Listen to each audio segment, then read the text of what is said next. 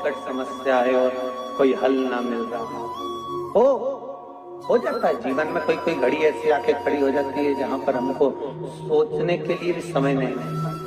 तब महाराज शनिवार के दिन अगर शिव की आराधना करी जाए, शनिवार के दिन अगर शंकर को जल चढ़ाया जाए तो जिंदगी में व्यक्ति की कभी अकाल मृत्यु नहीं होती। महाराज कितने शनिवार के दिन जो पीपल के वृक्ष में सरसों के तेल का दीप लगाता है उसको शनि कभी परेशान नहीं करता। 5 जगह पर बेलपत्र चढ़ाना चाहिए अपनी कामना की पूर्ति के लिए। कहां कहां? पहली बेलपत्र भगवान शंकर के मंदिर में प्रवेश करते समय भगवान शंकर की चौखट पर साइड। दूसरी बेलपत्र भगवान शंकर के नंदी के सिर पर। कहां पर? नंदी के सिर पर। तीसरी बेलपत्र भगवान शंकर की जलाधारी पर जहां से पानी बहकर जा रहा है।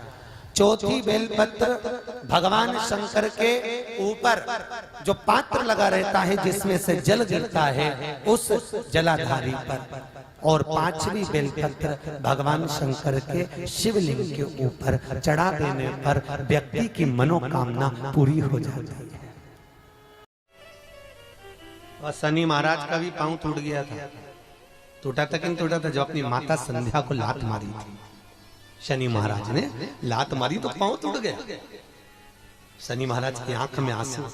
देवर्षि नारद के पास है, नारद जी मेरा पांव टूट गया, मैंने अपनी मां को लात मारी। नारद जी बोले तू तो द्रोषी है, तूने अपनी माता को लात क्यों मारी? कुछ करिए। कोई देवता नहीं अपनाया। तब भगवान नारद जी ने कहा शंकर जी के शिवलिंग की स्थापना कर, उसकी पूजन कर। जहां काशी विश्वनाथ के मंदिर आप लोग जाते हो, जिस विश्वनाथ का दर्शन करते हो, ये काशी का विश्वनाथ का प्राण प्रतिष्ठा शनि महाराज ने करी थी। शनि महाराज के हाथ का शिवलिंग है और शिवलिंग की स्थापना कर कर शनि महाराज ने भगवान शंकर से मांगा। शिवजी प्रकट हुए, मांगो शनि तुमको क्या चाहिए? शनि महाराज ने कहा मेरा पांव टूट गया, आप कृपा करिए। भगवान शंकर ने कहा शनि तूने मेरा भजन करा है, जा तेरा पांव तो जुड़ेगा पर पांव में थोड़ी लचकता तेरी बनी रहेगी। दुनिया के लोगों को शनि लगता है और शनि को शंकर लगता है। दुनिया के लोगों को शनि लगता है, शनि को शंकर। इसलिए आज भी नियम है कि काशी विश्वनाथ का नाम लेकर एक काजल की डिब्बी को लीजिए। अगर किसी को शनि लग गया हो, कोई प्रॉपर्टी का काम कर रहे हो, कोई व्यापार करते हो और व्यापार नहीं चल रहा, बहुत अड़चने आ रही है, कोई ना कोई परेशानी पे परेशानी आ रही है, एक काजल की डिब्बी लो, काजल की डिब्बी लो, काशी विश्वनाथ का नाम लो और 21 बार उतारो और उतार कर किसी पेड़ के नीचे तक खड्डा खोद कर उसको दबा दीजिए। आपका काम यूं सफलता की ओर बढ़ना चालू हो जाएगा। शनि की कुदृष्टि समाप्त, 7.5 ढैया समाप्त, परेशानी और पहुंचना प्रारंभ हो जाता है। उस क्रम को देखिए। भगवान शंकर पर विश्वास रखकर एक एक पल, एक एक घड़ी, एक एक समय, एक एक नक्षत्र का शिव महापुराण में वर्णन है। यहां तक शास्त्र कहता है कि पीपल के वृक्ष की जब भगवान शिव रचना करे, पीपल के वृक्ष की जब रचना करी गई तो उस पीपल के वृक्ष में भी कौन सा समय किसका है ये शिव महापुराण वर्णन करती है। सुबह 4 बजे से लेकर 7:30 बजे तक पीपल के वृक्ष में ब्रह्मा जी का वासा होता है। 7:30 बजे से लेकर 10:30 पौने 11 बजे तक पीपल के वृक्ष में भगवान विष्णु का वासा होता है। 10:30 बजे से लेकर पीपल के वृक्ष में 11:30 बजे तक पितरों का वासा होता है। 11:30 बजे से लेकर 12:30 बजे तक पीपल के वृक्ष में आहूतों का वासा होता है।